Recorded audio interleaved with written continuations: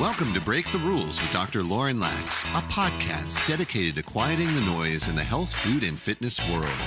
Dr. Lauren is a leading nutritionist, therapist, and functional medicine practitioner on a mission to help others thrive in their own lives, mind, body, and soul. And now, your host, Dr. Lauren Lax. Well, hello. Welcome to the podcast where we talk about quieting the noise in the health, food, and fitness world. And today's super pumped to have my toxin-free sister, Aimee Carlson, back in the house. She's been on the show before, but Aimee is best known as the Toxin Terminator and really just got into the business of helping individuals like yourselves learn how to live a toxin-free lifestyle without the complications. And today we're going to be talking all about just how to simplify, quote unquote, healthy eating, as well as the toxin-free lifestyle in a way that's just not overwhelming, because overwhelming is a toxin, as we were talking about a little bit before the show. And so, Aimee, super pumped to have you back on the show.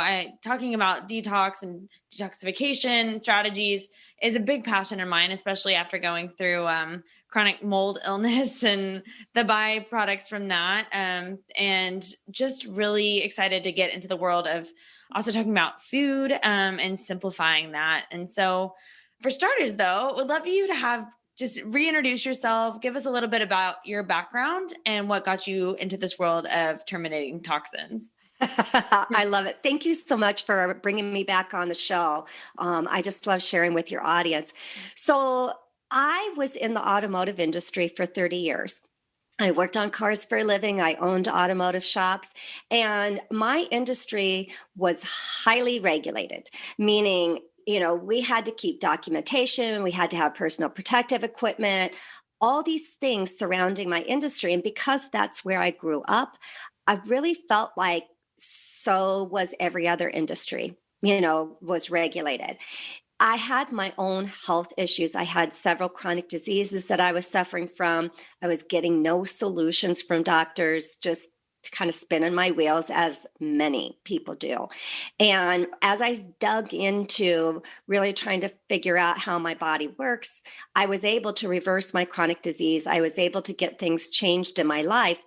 And I learned that what we buy in the stores are not regulated really at all. And it really infuriated me. And that's why I launched the voice of the Toxin Terminator, because there's so many people out in the world with, getting healthy. They were talking about what to eat, how to move, but no one was really talking about our products that we're putting into our body through our skin. Mm-hmm. And I really needed to give that a voice. Yeah. I mean, in your research and in your work in that world, what did you kind of come, 100% of them aren't regulated? What are some of the stats? I've heard 126 toxic chemicals go in our body as women in the morning before we leave the house. It's higher than that. Think about it. So, just let me draw the analogy. You wash your hair. You put conditioner on it. Most women do. We wash our face. We wash our body. That's just in the shower. We put lotion on. We put deodorant on. We put some kind of face, serums or moisturizer on our skin, maybe some sunscreen. We brush our teeth. Each one of those things that I listed has most likely anywhere from 3 to 10 toxic ingredients in them. If you're not aware. So just extrapolate things out. We haven't even gotten out of the bathroom yet. Right. Yeah. So it was very eye-opening, to learn. And in the United States, they have a philosophy of prove it's dangerous, not prove it's safe. Does that make sense? Mm-hmm. Europe, a lot of women now are very much more cognizant of the personal products that they're using. And I am so grateful for that awareness happening. We need to take it a little bit further, and we'll talk about that, today. But the European nations have banned, I think they're upwards to 1,500 different ingredients allowed into our personal care products. In the United States, when I wrote my book, it was 8. Yeah. 8 ingredients banned. Yeah, not many comparatively.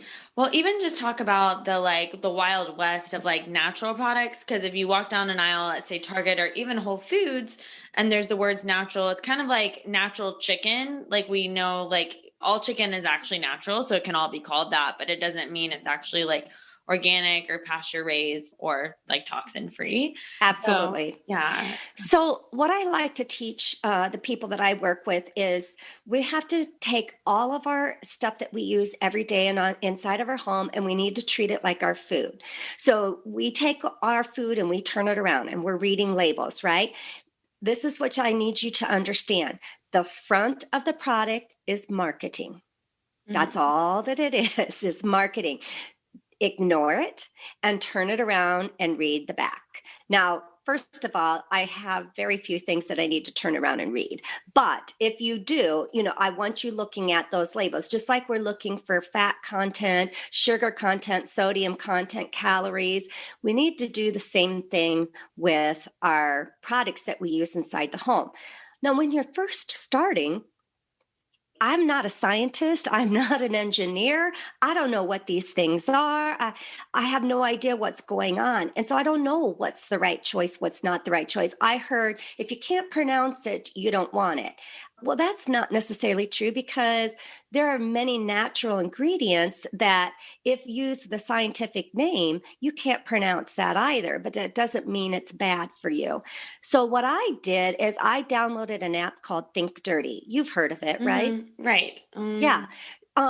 And what I really like about that app is number one, their database is very large. So there was many things that I could find. And if you can't find it in their database, you can send it to them and they'll do the research and get it on the app. They're very responsive with that. So I started using that app so I could get a safety rating. They give you a 0 to 10 safety rating.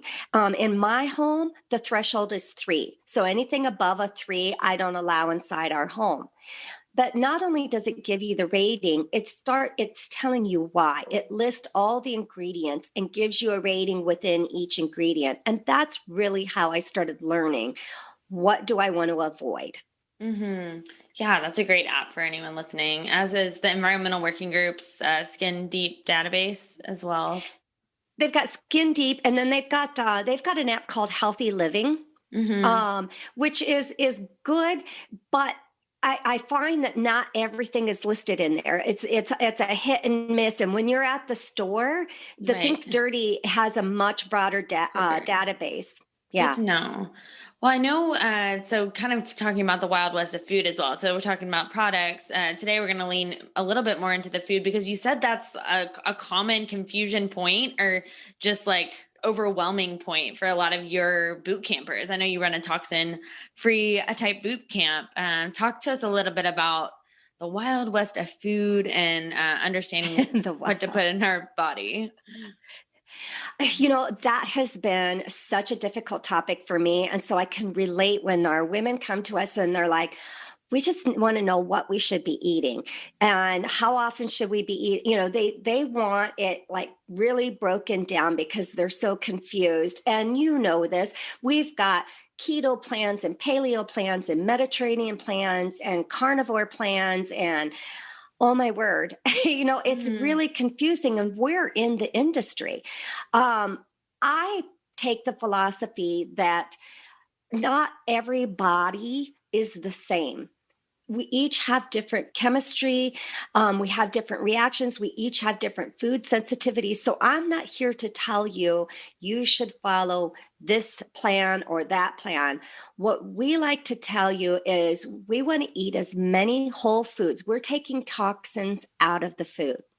So we're teaching you how to not have highly preserved food. We're teaching how not to have the artificial colors and dyes. We're teaching how not to have all the sugars, added into your foods. And then you have to listen to your body, and decide what is going to work best for you and your body.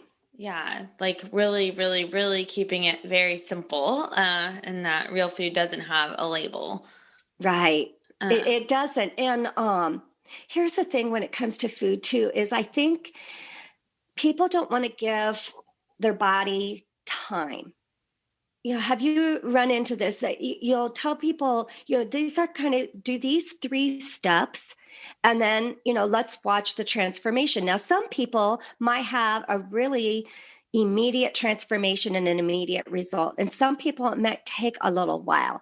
And you have to give your body a chance to adapt and repair. And take on those changes. So give these things time, to work through the system. So many people want that quick fix, that quick answer. And not always is it that. Yeah. A common roadblock I see a lot in my practice is women wanting to adopt like a more whole food, real food lifestyle, or by kind of necessity needing to do so because their gut's a wreck, right? And not feeling good with certain foods. And at the same time, like running into the roadblock of feeling like they're depriving themselves of like the foods they really want. And kind of, I think where the disconnect is when the body is reset into an intuitive state. It's not that like all those foods that they want going into it are bad. It's just the cravings really do change, the palate changes, and you don't have to feel like you're depriving yourself. Like it's not a deprivation lifestyle.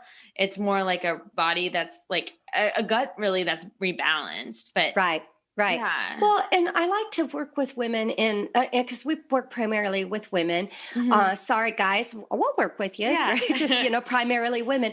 The other thing too is it's all this all or nothing thought process, right? This, the mindset of, like you said, deprivation, like I can't have this and I can't have that. And what I like to tell the people, look, if you want to go out and do it all at once, kudos to you, and that might work for you. But I find that the majority of women need to do it piece by piece by piece. And we're just the 1% all add up to 100%. That's a given. So we don't have to make drastic changes. And when it comes to food, and there's big changes that we can make with our food and have big impacts. I like to term it in terms of, start with adding more fruit. Add more fruit. Add more vegetables. I don't like to say it in remove this or remove that. Let's just kind of crowd out the not so healthy for your body stuff, and then let's add in more of the healthy. Does that make sense? Yeah, focusing on abundance versus restriction. And I mean, I think a lot in terms of the gut microbiome too, because it's so big part of our health, but it's like a healthy biome needs nutrients and nourishment, not necessarily deprivation. And there's a huge movement right now with like fasting, intermittent fasting, and like restriction of like carbs or of all foods but proteins or proteins and fats, like whatever diet you fall into, where that's still that restrictive mindset. And like no one ever did a study on balance being a bad thing and just like eating a nutrient dense diet being a bad thing.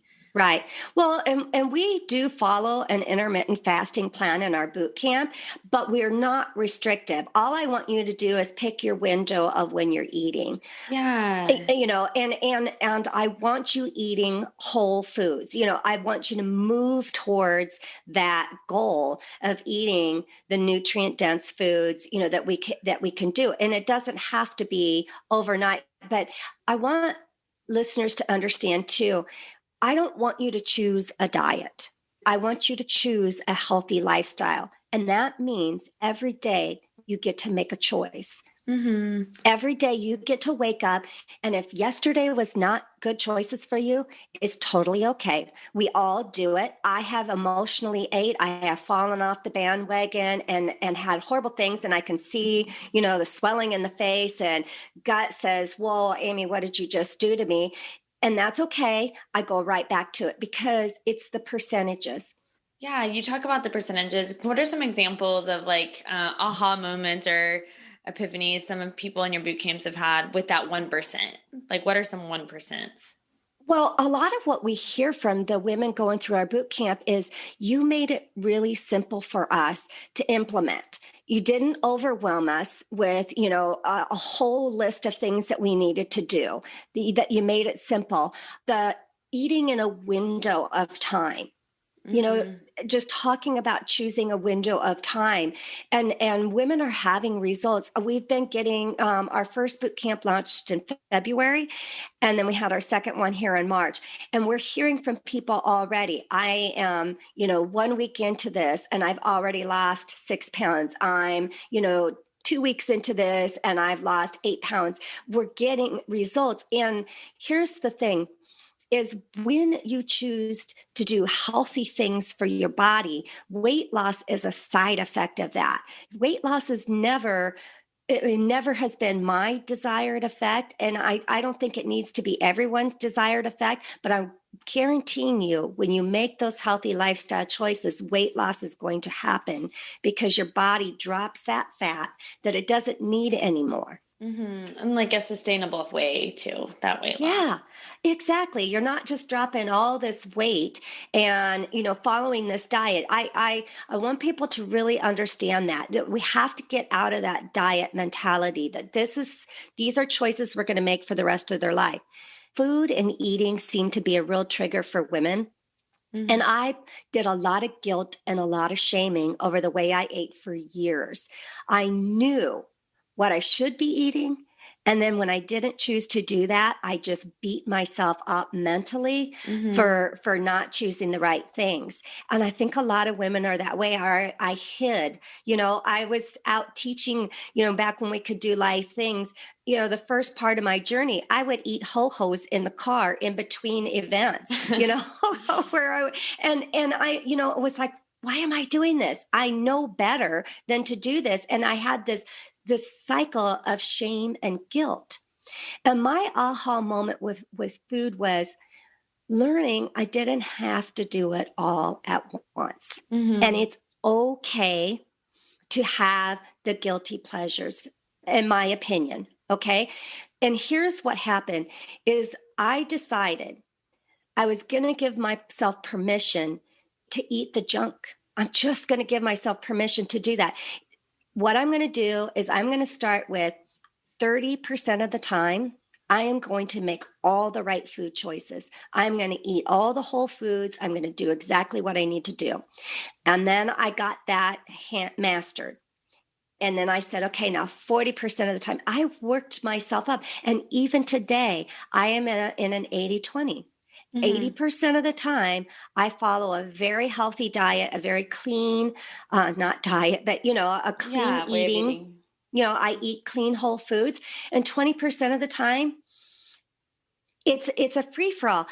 But here's what happens. When you give yourself that permission and you change that mindset, I do not crave the junk. And even if I think that I do, if I get it, it's like, the taste buds change over time. It does not happen overnight, but it will. And you won't crave. And even if you do get the stuff, it's not going to be the same as it once was. Yeah, the palate changes. I'm really happy. You mentioned the 80-20. I talk a lot about that as well. Like 80% of the time, eat whole foods, 20% of the time, let life happen, let vacations happen, let weddings happen, etc. Events. Yeah, because you're going to be invited to a birthday party. You're going to be invited to, a celebration, a holiday party, a gathering, a barbecue. Don't be that person that, because I don't eat that. I don't, and you're setting yourself up to be just mentally. That was a toxin. That was a toxin to not just myself, but the people I'm around, because you put the other person like, we don't know what to cook for you. We don't know what to prepare that's going to be okay for you to eat. Now, I don't want to put that burden on other people. Right. Yeah. To just have that freedom. Talk a little bit about, so I sometimes see with like this steep incline, like if we're like, okay, we're going to eat real whole foods, but it's like, does that mean just like bland chicken breast and broccoli every day? Or like when people, I think, can hear the word vegetables, it's like, I think a big roadblock or a barrier is just like the preparation of them. And like vegetables can be like really, really delicious, or they can just be like really boring and just like on the plate. And why perhaps like most people, 1 in 10 Americans only eats the recommended number of vegetables, which I think is a minimum of 3 to 5 minimum. And ideally for just a healthy gut, like we're aiming more in the like 9 range, 9 to 12, I think Dr. Walls does within her health programs. Right. Well, find ways that you can incorporate it into your meals. Here's the funny thing. I live in a 55 plus resort here in Arizona during the wintertime, and we have gatherings all the time. And I feed everybody this very healthy food. It's all whole foods. And let me tell you, not everybody is on board with what I do. But I was just out for a walk last night, and one of my neighbors, they're in their late 80s, and they were asking for the recipe. Hey, what was that you served? It was so, so good. And it was simply, instead of doing crackers, I sliced cucumbers thin.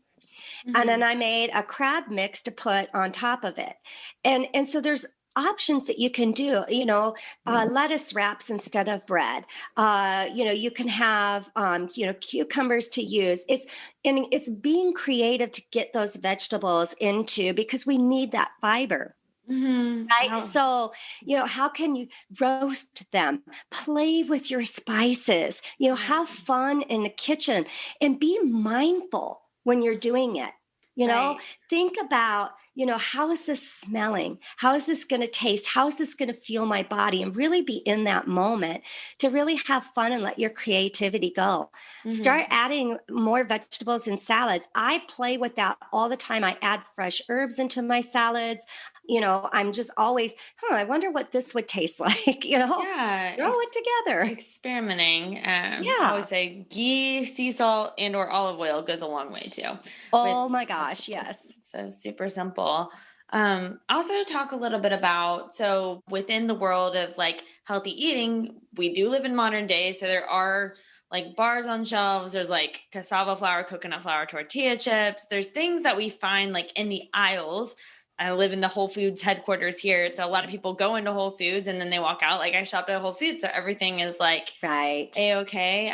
Artificial sweeteners, even in like keto friendly things. Like talk a little bit about kind of like, the balance there, because there can be balance with some of those convenient things that can like maybe be supplemental into the diet. But then like I recently bought a monk fruit, for example, even just like 100% monk fruit. And my body really did not like it. Like just the artificial sweeteners in and of itself, even though it's deemed as like a healthy alternative as a sweetener. So I guess just talk a little bit about that Wild West too, of like healthy foods in a modern day. Well, again, you have to start understanding that the front of packages are all marketing. The companies have learned what the buzzwords are that people want to hear, want to feel safe, with. And just because something says keto friendly on the front of it does not mean it has good ingredients. And so I want you turning those packages around and reading the actual ingredients in them, because it's so crazy what things, get put in. And then again, listen to your body. I think artificial sweeteners, I don't use any of them. That's my personal choice. I love raw, unfiltered honey. If I need a sweetener, that's what I'll add. Medjool dates are a great natural sweetener. There's so many things that we can add into different things that we're cooking that are a natural sweetener. I think everything that is the artificial butter, artificial, oils, they're just not healthy for the body, and our body does not recognize them as being something healthy and nutrient for ourselves. Yeah. Our body's pretty smart. It's very smart. We have to start learning to listen to it. That's the other thing is I hear so much of the time people excusing away not feeling good. They excuse it away. It's just part of aging. Well, all my friends feel this way. I'm sorry, but just because it's considered a normal part of the aging process does not mean it's okay and that you have to accept it as your normal and your real. Yeah, just because it's common doesn't mean it's normal. Oftentimes say that with like Big Mac cheeseburgers. A lot of people in America eat those, but doesn't mean that it's normal for Americans to, or humans to consume them. Right. But it's common. Right. And, I hear so many times from women too, that it's so hard to prepare. If I have to prepare everything from whole, that's not coming out of a box, it's difficult, it's time consuming and that type of thing. And I talk to people about meal planning, and honestly, you're meal planning whether you think you are or not. So why not do it for good? That's another one of the aha moments I had when it came to eating is when I meal prepped and knew the gist of, what I was going to eat and when I was going to eat, my grocery bill went down significantly because I wasn't buying things thinking, oh, maybe I'm going to eat this. And then I end up throwing it away because it goes bad. And especially if you're eating a lot of fresh produce, it's really important to not only meal plan, but then prep it when you get home. Yeah, any extra little hacks that you have for helping folks just really simplify the feeding process of themselves and in the planning as well. Absolutely. So number one is I hear a lot, Lauren, I'm sure you do too. Organic is so expensive. I can't afford it. Well, number one, we need to have a conversation about mindset, but let's not go there right now. Let's talk about what you can do. Think about what do you eat the most of? If you eat blueberries every morning, then blueberries are something that you want to purchase in the organic. Also, I want people to think about the freezer aisle. Many times our organic frozen fruits and vegetables are much more nutrient dense than even the fresh ones in the produce aisle because they haven't been transported. They were picked and frozen immediately. So that's another great option, to add in. We talked about the meal planning, the meal prepping. If I have a bunch of produce, immediately when I get home, I'm washing it all. I'm preparing it. Is this something that just needs to be bagged up and used later? Is it something that needs to be cut up so that I'll snack on it? When I have carrots and celery and peppers already cut up, jicama, then I'm going to eat it versus if I open the fridge and I've got to do work to eat it, I'm not going to eat it. Right. Kind of like that one extra step that can make a difference. Yeah. Do you have any go-to meals that you encourage folks on? So for example, I like to give my clients a template sometimes of for breakfast, here's a gut love shake option or a meat and greens option. And then give them a gut love bowl and lunch, but it's you drag and drop what goes in that. Yeah, I love that. So breakfast, I want to give you a couple options. This is my go-to 2 things for breakfast. Number one, I'm a huge smoothie eater. I don't normally eat breakfast. I'll eat a breakfast, but it's later in the day.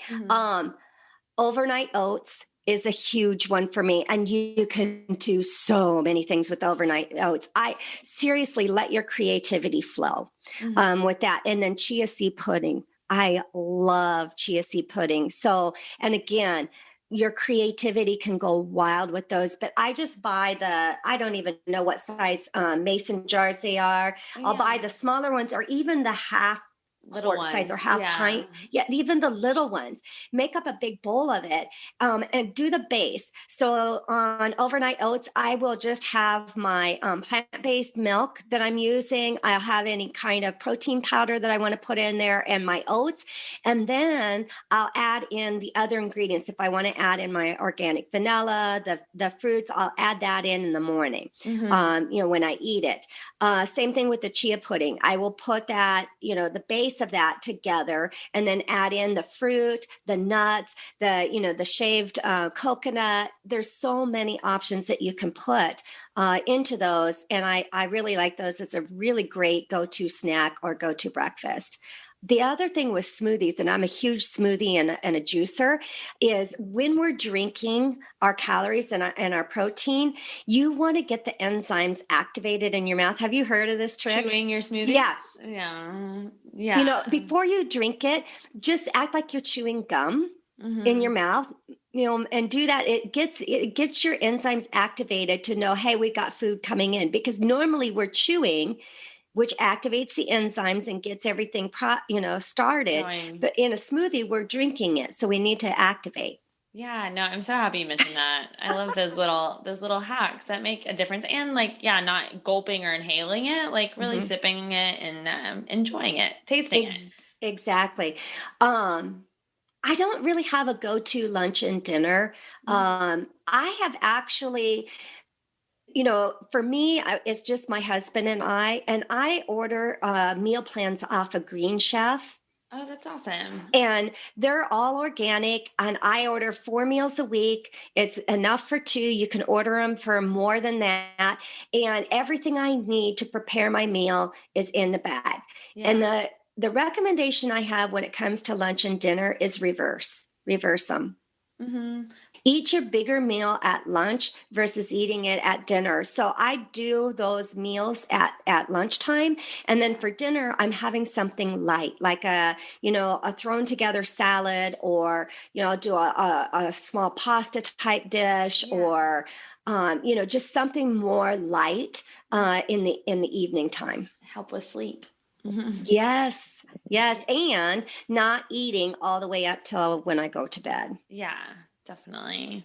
Well, Aimee, it's been such a delight to have you back on, and tell us a little bit about more where we can find you on the interwebs. I would love that. So my main website right now is transformingwomenshealth.com. And for the services that I provide, you can find me there. We have our boot camp. We have our membership group. You can find that there. If you're interested in the podcast, The Toxin Terminator, you can go to my name, which is Aimee Carlson, and that's AIMEECarlson.com. The podcast is there. I have a free ebook on there, as well as you can link into and find my book that I wrote last year up there on that website as well. Amazing. Well, definitely send and put those in the show notes as well. So thanks for coming on and just helping us simplify and remind people to simplify. Don't overwhelm yourself. Just, take the next right step, the next right choice.